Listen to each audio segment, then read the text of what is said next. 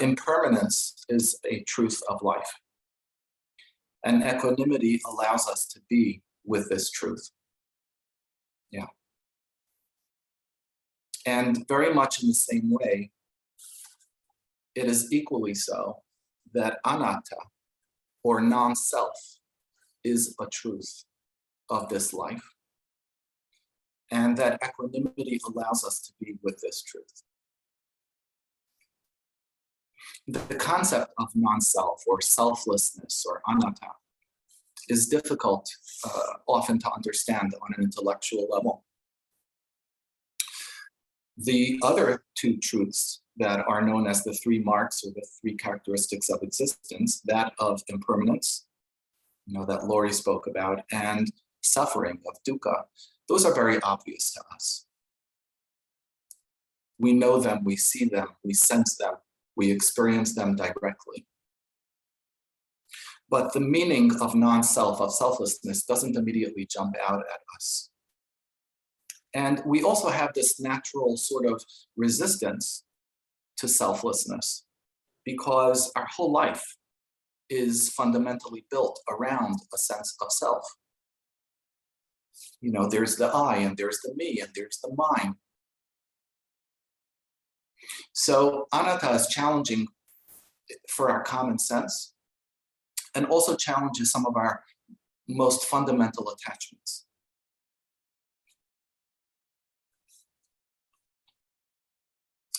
A meditation teacher and Dharma teacher, Joseph Goldstein, shared an idea that when I heard this, it was one of those moments where somebody finally puts words to something that you've sort of intuited and you've felt and you've experienced, and then you get that wonderful satisfaction when words are put to it. So when I heard Joseph Goldstein say this, I had that feeling. He said that people, the Dharma unfolds for people in different ways, different unfolding for different people. And it depends on our particular personality and our particular conditions, our particular developmental tendencies, he says. So we each go through the process, or the gateway, he says, of awakening, this process that we are engaged with through different understandings. For some of us, we go through that gateway through the understanding of suffering, of dukkha. And for others, it's through the gateway of impermanence. And for others, it's through this gateway of anatta, of non-self. He says that there are particular faculties of the mind that are connected with each of these particular characteristics. So for example, with the doorway of impermanence, with the truth of impermanence, faith, having great faith, is related to this faculty, to this doorway. And if you're going through the doorway of dukkha, of suffering, then the factor of concentration is strong for you. And if you're going through the doorway of non-self, of anatta, then it's the faculty of wisdom, of insight. And it's not that one is mutually exclusive of the other. And over the course of time, inevitably, invariably, as we experience practice, formally, informally, over time, we're going to encounter and we're going to engage with all three of these characteristics of existence. But he says, generally speaking, when you're engaged with one practice at one particular point in time, each of us is going to be more in touch with.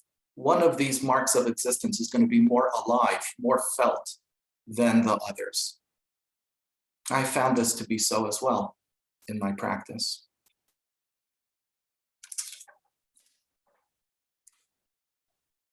So when we work with this characteristic of non-self, of anatta, we need to remember that it's not that the self is something bad that we're trying to get rid of.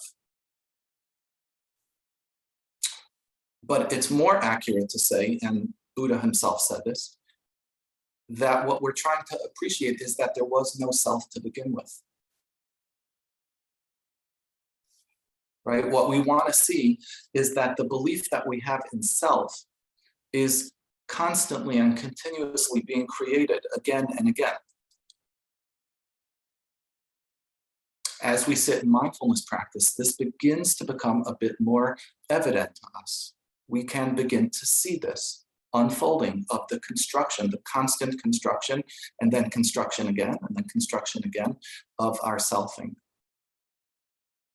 This happens because as we sit in meditation practice, we experience things that arise at our sense doors, right? The ears hear, the eyes see, the body feels, the brain thinks, the mind thinks. So when we're being mindful of these experiences, we can understand that these experiences are impermanent. We can see the arising and the passing of these experiences. When we're not being mindful, then we become identified with these experiences, with any one of these experiences. We become identified with the object that arises. We become identified as the knower of these objects that are arising. In that moment of identification, we have constructed anew, once again, that self. That's what's happening in that moment.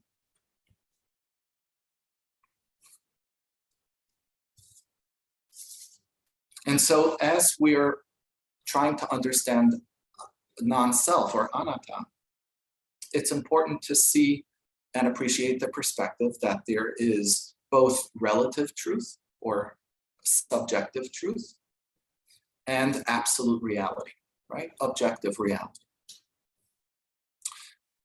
And typically in our lives, especially in our world of relationality, interacting with ourselves and others, we're operating on the level of subjective truth, our own relative reality.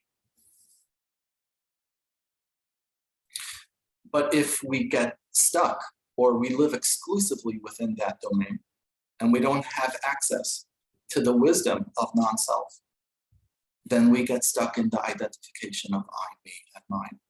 And so skillful practice and skillful living is that we continue to live within relative truth, because this is the place where relationships exist. And in our practice, we cultivate our ability to have access to the wisdom of non-self, so that as we experience the relative reality, we can also see through it to absolute or objective truth. The practice of the Brahma Viharas is a direct practice of the cultivation of non-self, because the practices are all relational. We are cultivating metta and compassion and sympathetic joy in the context of relationality. Me with another, me with a dear friend, me with a neutral person in my life, me with somebody who I have difficult or negative feelings toward, me with myself. So the Brahma Viharas become this perfect vehicle. Not that it's the only one. There are other practices that are also potentially vehicles for this cultivation, but the Brahma Viharas become this really wonderful vehicle for being able to be within the relational world and cultivate our access to objective reality as well. There's a story that's told and that's been shared about in the time of Buddha, about this wealthy merchant. His name was Anatta Pendika. And he was known for his generosity. He would give charity to people that were in need, and he would give and help out the monks, and he also would help out his family and friends.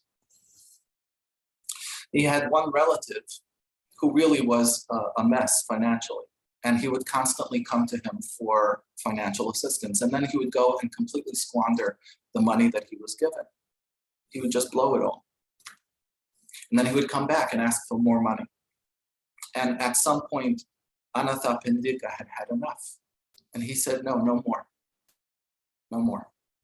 And within a short period of time, this relative wound up being in debt that was way over his head, became completely unmanageable. He passed away a short time afterwards, penniless, miserable. And this wealthy merchant was really in a tremendous amount of grief and guilt. Should I have given him more money? Is this my fault? What role did I play in his death? So he went to Buddha and he asked him, should I have given him more money? And Buddha said, no, there was nothing more that you can do. That was his response.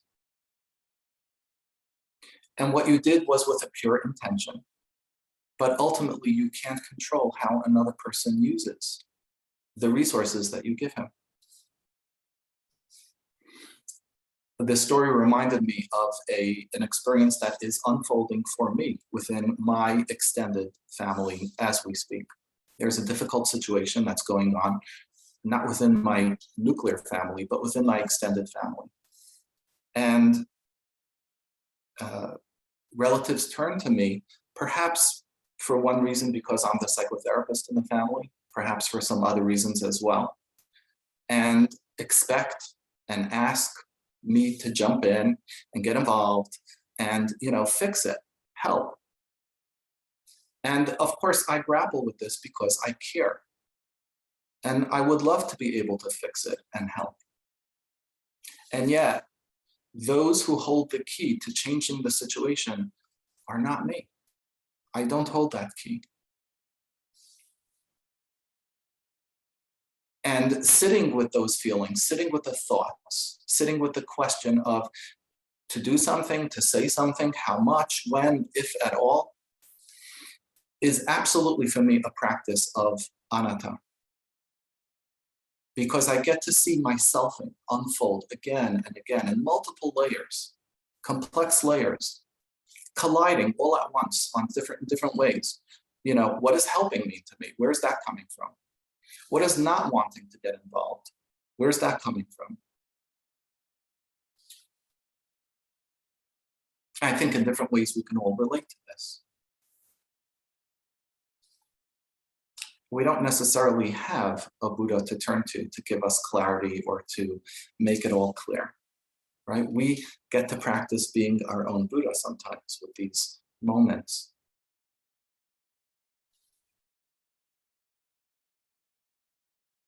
But when we've done whatever we can do, and there isn't anything more that we can do in the moment, and we just get to experience the results of our choices, our action, what we've chosen to do, what we've chosen not to do. We need equanimity. And we need to be in balance. But when things don't turn out the way we want them to, we need equanimity. We need the grounded, spacious balance and rootedness that equanimity can hold, where we can hold ourselves, or we can just simply abide. Sometimes people will say things like, I don't want equanimity, or they're not particularly attracted to this part of the practice because they associate it with the coldness and indifference and aversion. That's not what it is at all.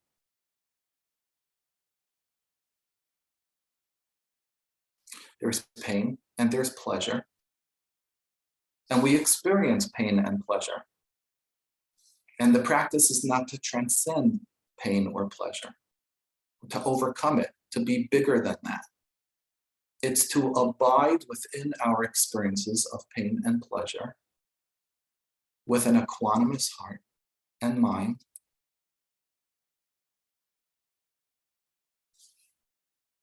engaging when engagement is required, choosing not to engage when engaging isn't wise or skillful, not grasping, not holding on when something is passing, is not there anymore to be held on to, and not resisting when something is here, like it or not.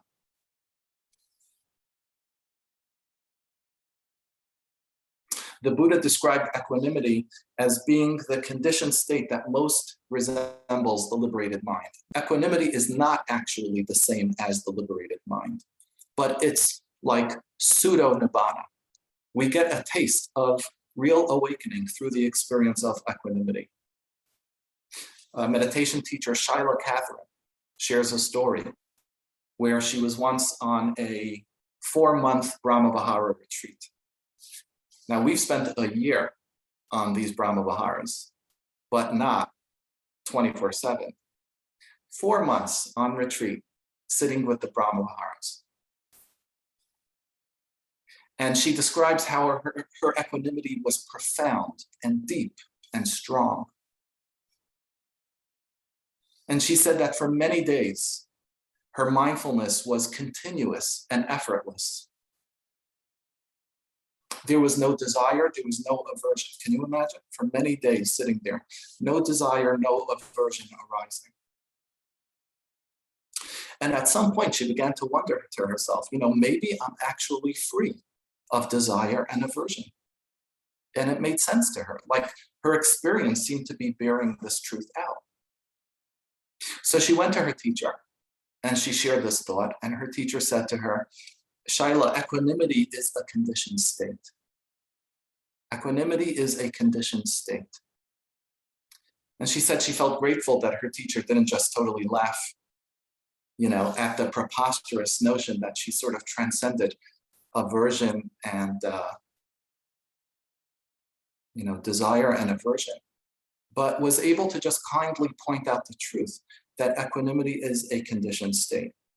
So even within deep states of equanimity, I and me and mine are still operating, right? We never transcend the reality of our subjective truths. We're operating within the subjective truth, but we can cultivate a state of equanimity, which enables us to see this subjective reality as it's unfolding for us. And the seeing, the clear knowing, is the access to the ultimate reality, to objective truth.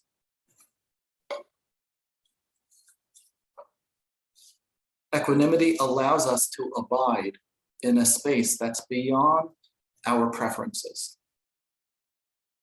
beyond our conditioned habits of, I want this and I don't want that. I like this and I don't like that. I need this and I don't need that.